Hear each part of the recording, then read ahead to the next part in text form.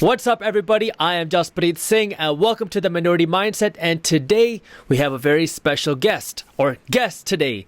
Steve and Courtney have retired from their regular jobs, and now they're living out of a trailer, an Airstream, right? Yes. Correct. Wow, and they're living out of an Airstream and traveling the country. So they have an amazing story, and I can't wait for you guys to hear about it. So Steve and Courtney, welcome.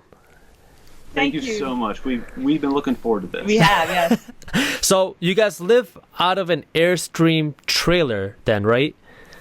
Yes, we sold both of our homes, so we do not own a traditional house at all. Wow. And we sold the majority of our stuff too, and just kept the bare essentials, moved into an Airstream, and travel the country for a living. Yeah, so it's a 30-foot Airstream, so we have like 200 square feet total. Wow.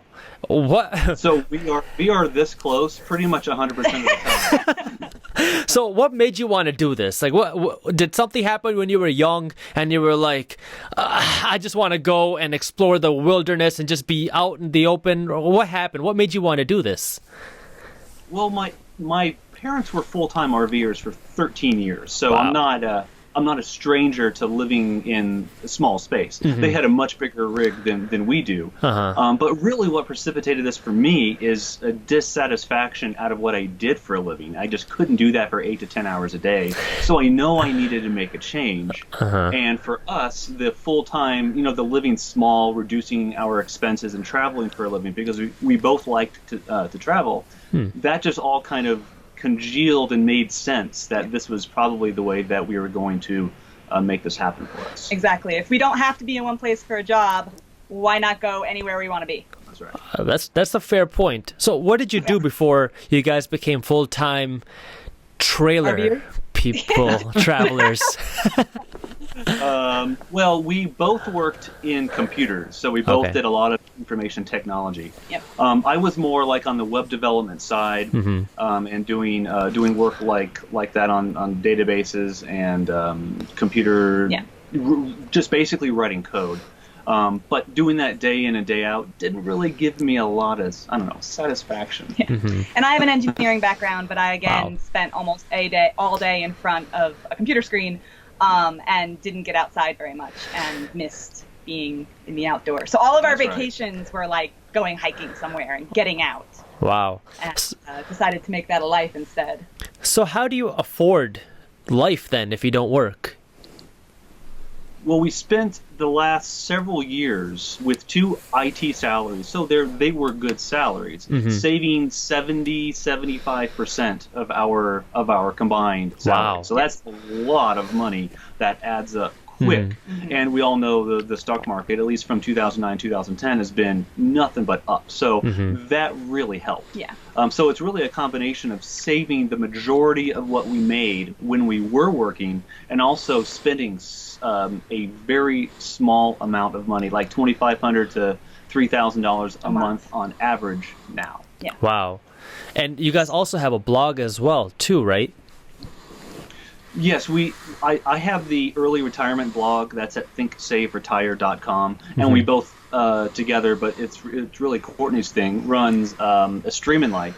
There is a blog, but the YouTube channel is actually the bigger component to that. So Steve's been chronicling our journey of early retirement from the minute we decided this might be something we want to try to the minute we quit working on his blog. So that's a really cool resource to see like how we cut money, what we saved, selling the houses, deciding to live in a trailer, that whole journey. And then once we moved into the Airstream and started traveling, that's what the YouTube channel is mostly about. It's just showing everywhere we've been and how to live in such a tiny space. Wow. So you're kind of documenting the whole journey and how you're doing it all, too, so people can watch. And if they wanted to do the same thing, they could come and watch you do that? Exactly. Yep. Yes.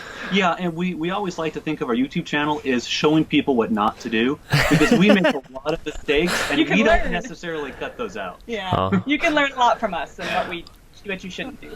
They do say that you learn a lot more from your mistakes than you do your successes, though I think that's a good thing to have. I could not agree more. So you guys both, you're an engineer, you both have been, educated, and you had nice paying jobs. Did anybody say you guys are crazy for wanting to leave your cushiony job and wanting to live out of a Airbus or an Airstream trailer? My boss tells me I joined the circus, is what he tells my coworkers. I think we looked at it as we had these 2 jobs. We got married. We each owned a home. And it was, okay, we're now making twice what we were making individually. What could we do? We could buy that vacation home. We could buy better cars. We could go the more traditional route of what you do with a good amount of salary.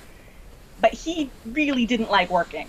And That's true. that is when it started thinking like, well, I think a lot of people can relate with that. Yeah. Like, while the nice house would be nice and the vacation home would be nice, is it really worth it? Yeah. And in the end, we decided, no, we don't really think it is. We'd rather not spend that money and live much simpler, but not have to spend 10 hours a day in a windowless room. Wow. And so I think that was the priority shift for us. And how old are you? Just if I could ask. I mean, you guys are retired. At what age? I'm 32. Yeah, 36, 32. Wow. So early mid 30s, and you guys are already retired and living a vacation life, essentially. Essentially, but it is still life. So, I mean, there are still bills to pay. We still got to do grocery shopping. So, I mean, it's not a traditional vacation necessarily, but I mean, we definitely have a lot more freedom than we did before. Yes. No question about that. So where do you park? Where do you stay? Where do you live? How do you go about living your daily life like that? Yeah, right now we're in a KOA, so it's like a resort campground for a while in Tucson. While the weather is nice here before it gets dreadfully hot, we spend some time here. But we really like just being out in the middle of nowhere. We call that boondocking, where you take your trailer out to a field or a forest or national park or whatever, and just kind of live off of what you have. We have solar on top of our Airstream, so we can provide our own power. We do the composting toilet thing, so we don't even have sewage to deal with. Oh my God. Then every once in a while, we just have to find a place to get water. Yeah, and there's an amazing amount of, especially in the West, land where you can go and camp for free for up to 2-week periods. Wow. It's BLM land, there's national forest land, and so that's our preferred method of camping. That's how we can keep what we call our camping costs, which would be like the mortgage or rental costs for someone living in a traditional home or apartment, is around $400 a month. Wow. Is what we spend. Wow. And that is because we spend a lot of time just living off of our own resources out in nature. Yeah. Do you guys ever get tired of being in such a tight space?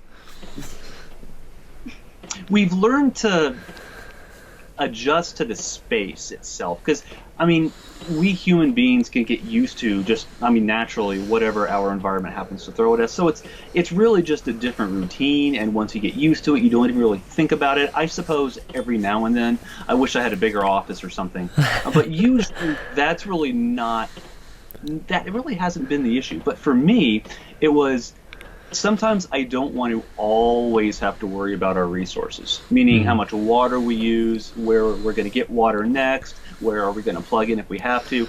That, to me, kind of wears on me a little bit after a while, but the space itself really hasn't been that much of an issue.